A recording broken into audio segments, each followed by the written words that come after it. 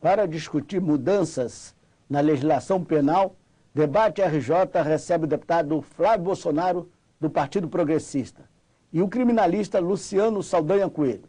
Eu abro a discussão perguntando ao deputado Flávio Bolsonaro por que o senhor é a favor da instituição da pena de morte no país. Bem, vamos lá, Edgar.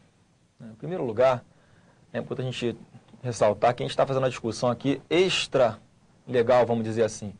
Porque tanto a pena de morte quanto a prisão perpétua, né, são cláusulas pétreas da nossa Constituição, né, portanto não podem ser instituídas, né, com a atual Constituição de 88 em vigor, né, somente por intermédio aí de uma nova Assembleia Constituinte, né, que poderia estar reformando, né, pontos vedados hoje em dia por essa Constituição, né, como a pena de morte e a pena com caráter perpétuo. Em primeiro lugar, Edgar, eu acho importante ressaltar o seguinte: o marginal, ele infelizmente, ele só respeita o que ele teme. Então hoje em dia nós vemos, né, que lamentavelmente os direitos humanos têm sido aí ecoados, né, têm sido utilizados apenas quando vemos aí marginais, né, cometendo crimes, e essas instituições, essas ONGs, né, da vida, esses zoólogos da vida, né, vêm em defesa dos direitos dessas pessoas que não pensam nunca na vítima, no direito de ir e vir da vítima, não pensam nunca na família, né, de uma vítima deles. Para eles o dinheiro, né, não tem, ele passa por cima de qualquer coisa quando é para atingir o objetivo deles. Então, se está parado num sinal de trânsito com o seu carro, né, vem um marginal, né, e bota a arma na sua cara. Se você der só R$1 para ele, ele vai ficar revoltado, vai achar que é um absurdo, né, vai te arrancar do carro e acabar de te dar um tiro, né, só porque você aí tem pouco dinheiro para dar para ele. Só para citar um pequeno exemplo. O que acontece no tocante à pena de morte? É lógico, né, que a nossa ideia não é, né, capitular esses crimes vão ser punidos com a pena de morte. Não é isso. É lógico que tem que ser levado em consideração as circunstâncias acontecendo nesse crime, o determinado crime, né, o clamor público com relação àquilo. E o que a gente defende é a possibilidade de uma pessoa ser punida com a pena máxima, paga com a sua própria vida. E lógico que a intenção é voltar essa máxima, né, de a pessoa, antes de cometer um determinado crime, refletir, né, que se ele for pego, ele pode responder com a própria vida. Então, né, a nossa defesa é exatamente nesse sentido. A pessoa temer antes de praticar um determinado crime. E é lógico que crimes, né, que estariam nesse rol aí de possíveis condenações com a pena de morte, né, por exemplo, aí um sujeito que é reincidente num estupro, por exemplo, um sujeito que é reincidente em um determinado crime hediondo. Isso tudo é que tem que ser discutido. Eu acho que é válido, pelo menos agora, a gente começar essa discussão. Doutor Luciano, sua opinião sobre a pena de morte? Na verdade, a questão fática, eu concordo com o deputado Flávio Bolsonaro. Realmente a violência no Rio de Janeiro, ela é absurda.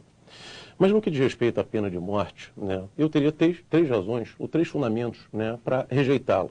Né. Primeiro, é o legal, né, que diz respeito, né, que com a nossa Constituição hoje não há que se falar em pena de morte. O segundo fundamento é um fundamento ético, né, que tem como parâmetro não a vítima nem o acusado, mas aqueles que são injustamente condenados. Na verdade, acho que esse é um ponto fundamental, né? Eu, quando defendo a inexistência de pena de morte, eu estou defendendo aquele que é injustamente condenado. Isso no Brasil, nós poderíamos até utilizar um termo que expressa isso, chamada razão anamnética, que é aquela razão das vítimas que são silenciadas. E no Brasil isso aconteceu na primeira execução da pena de morte, né, com um motocoqueiro.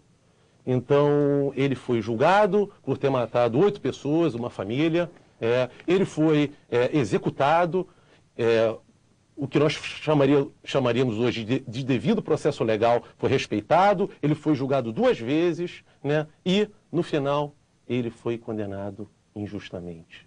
Deputado Flávio Bolsonaro, o que o senhor acha da condenação injusta? Eu penso o seguinte, né, o caso que o doutor Luciano citou aqui, né, foi há quantas dezenas de anos atrás. Hoje em dia, né, nós temos aí já uma tecnologia muito mais apurada, nós temos um processo judiciário, né, que é muito mais complexo, que valoriza muito mais o direito da ampla defesa da pessoa.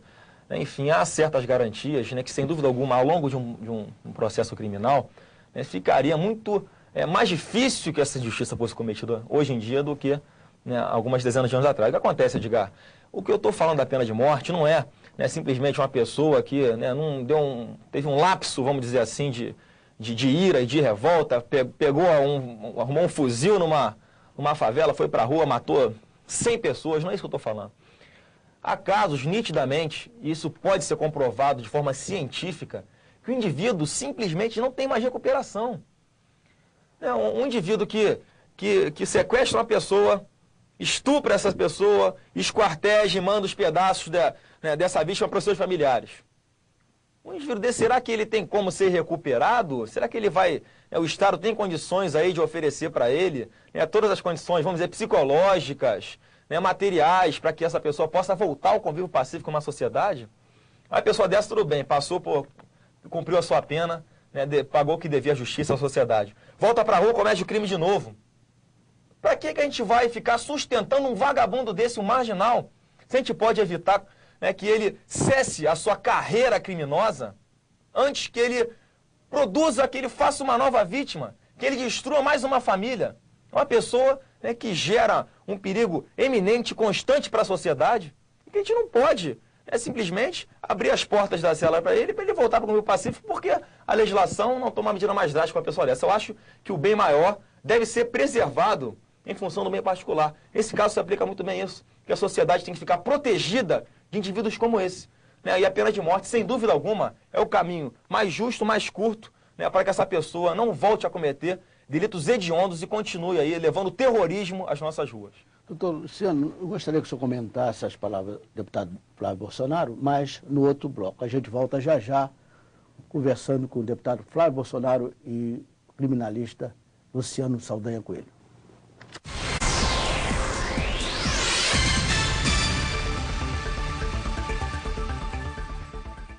Estou recebendo em debate RJ o deputado Flávio Bolsonaro, do Partido Progressista, e o criminalista Luciano Saldanha Coelho. Então, Luciano, gostaria que o senhor comentasse as palavras do deputado Flávio Bolsonaro a respeito da pena de morte. Na verdade, apesar do tempo transcorrido entre 1855 e hoje, na verdade, não houve muita mudança no que diz respeito ao erro judiciário. As garantias foram desenvolvidas, direitos fundamentais reconhecidos, mas o erro continua.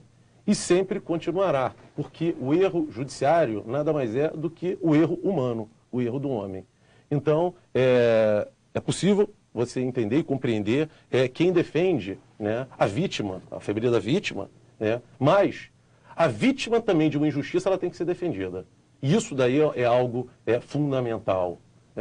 Eu não posso admitir que haja uma pena que ela não possa ser restaurada. Ou, melhor, que o Estado não possa voltar atrás. Numa prisão é possível, mas na pena de morte, não.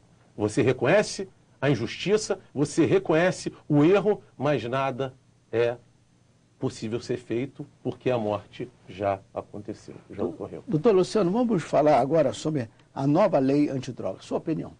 Olha, a nova lei antidrogas, ela aumentou a combinação legal, as penas foram aumentadas, a questão do uso, houve essa mudança que despenalizou o uso, e eu acho que, na verdade, mudou, mas, na verdade, mudou a lei, mas não mudou a realidade, porque também a lei não muda nada. Ela só tenta se adequar à nossa realidade. Mas, no que diz respeito à legislação antidrogas, eu não vejo nenhum benefício com essa mudança. Deputado, a sua opinião sobre a nova lei antidrogas? Olha, mais uma vez, apesar de os efeitos práticos dessa lei serem um pouco nebulosos ainda, o que eu acredito é que o efeito moral da lei é muito negativo. Ou seja, o que eu estou querendo dizer com isso? Todo usuário hoje em dia sabe, ou tem a certeza absoluta agora com essa mudança na lei, de que ele não pode responder com a sua liberdade por ter cometido o crime de uso de uma substância entorpecente. Então, acho que isso, sem dúvida alguma, pode vir a estimular ainda mais o consumo de drogas. O que acontece? Eu fico pensando, muitas pessoas me param perdão, param nas ruas, perguntam, até durante essa campanha eleitoral aí, foi muito questionado a gente, né? Deputado, as leis estão cada vez mais brandas, né? O criminoso tem cada vez mais direitos, os direitos humanos só servem para marginais. Né? Sim, mas quem está com a caneta na mão agora, né, são essas pessoas, né, que têm esse pensamento, né, de que em você criando penas alternativas, em você flexibilizando as punições, né, você consegue aí, né, vamos dizer assim, inibir, ou pelo menos diminuir, né, o cometimento de atos ilícitos. O que eu estou querendo dizer com isso, Edgar? Né, o usuário de droga. A gente sabe que quem sustenta toda essa violência é o usuário de drogas. O comércio ilegal de drogas, né, como o nome já diz, é um negócio. Né, ou seja, só existe porque vende o seu produto.